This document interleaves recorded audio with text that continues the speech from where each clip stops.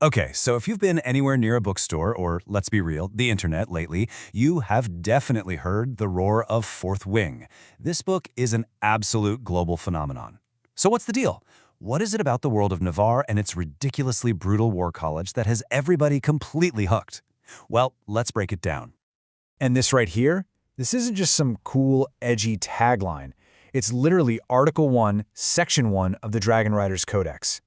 It's the first and most important rule of Basgiath War College, and it immediately tells you everything you need to know about this world. The stakes are life or death, every single day.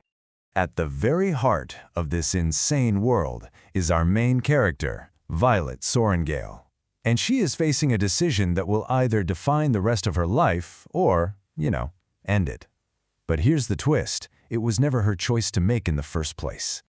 See, Violet's entire life was spent training for the Scribe Quadrant, a quiet life surrounded by books, history, safety, exactly what her father always wanted for her. But her mother, who just happens to be the commanding general of Navarre's entire army, has other ideas. She forces Violet into the Riders Quadrant, a place where you're either powerful or you're dead.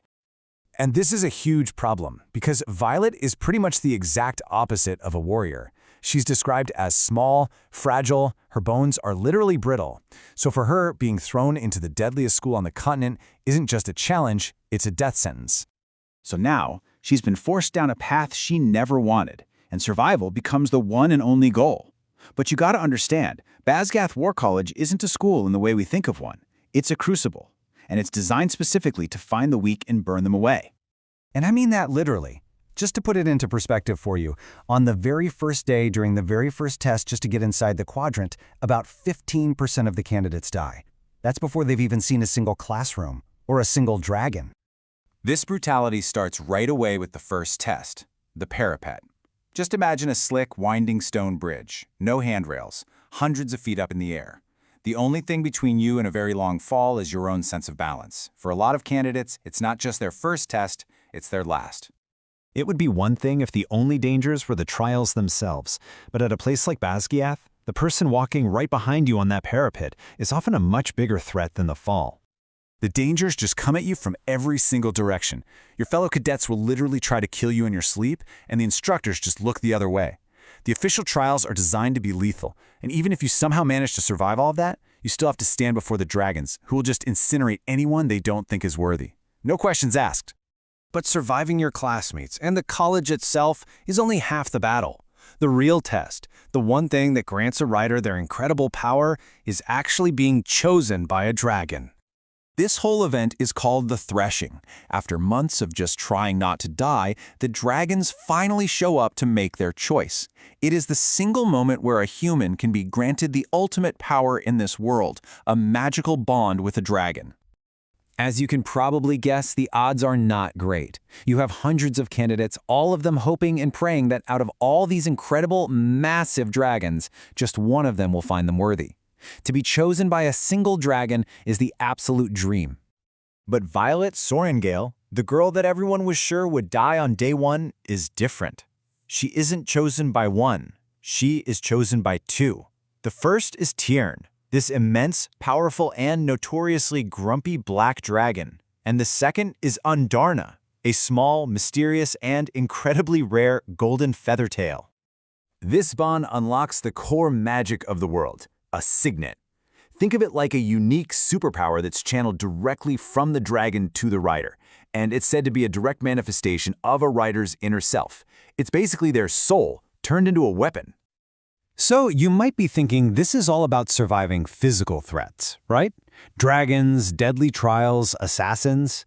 But the war for survival at Basgiath is actually just a cover for a much deeper, much more dangerous conflict. One that's being fought with secrets and lies. And this is where things start to get political. It all starts with the marked ones. These are the children of traitors from a rebellion that failed years ago, and they're all branded with this magical relic that serves as a constant public mark of shame. Their leader, a powerful and extremely dangerous rider named Xaden Riorson. This brings us to the central conspiracy of the whole story. The official history that everyone in Navarre is taught. This big story about a glorious victory over some treacherous rebels. What if it's all one giant lie?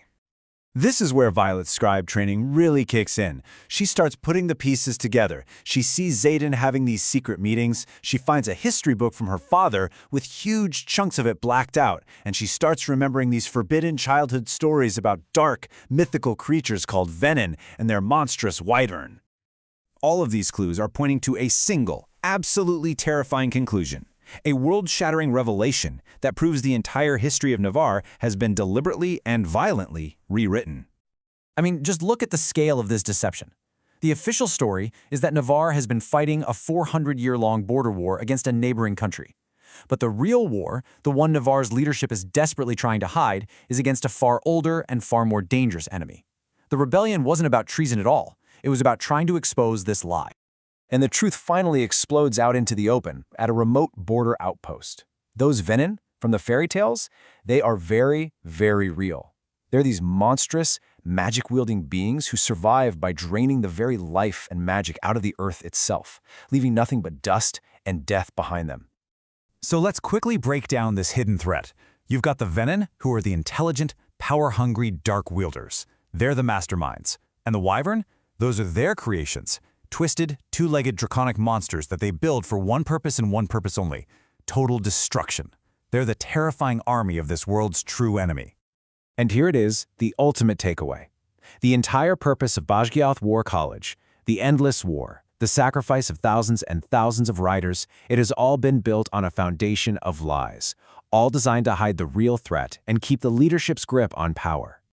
But after all the conspiracies, all the monsters, all the lies, the story boils down to this one single personal truth. In a world that is built to tear you apart, where survival is everything, the most powerful force might just be the bond between two people. And it leaves us with the ultimate question. In a war for the truth, what are you willing to sacrifice for the one person who is your truth?